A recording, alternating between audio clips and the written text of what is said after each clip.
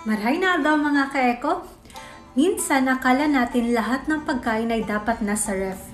Pero may mga pagkain na mas tumatagal kapag nilagay natin ito sa tamang lugar. Halimbawa, ang kamatis, kung hilaw pa, mas okay na ilagay sa room temperature para hindi agad lumambot at mawala ang lasa.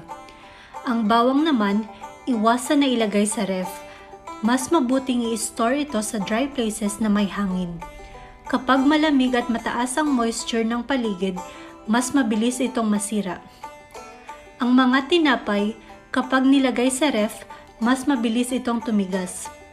Mas okay na ilagay sa clean and sealed container or i-freeze kung hindi agad kakainin. Ang mga itlog naman ay mas safe na ilagay sa loob ng ref. Pero hindi sa door area para hindi maapektuhan sa pabago-bagong temperature kapag palagi nating binubuksan ang ref.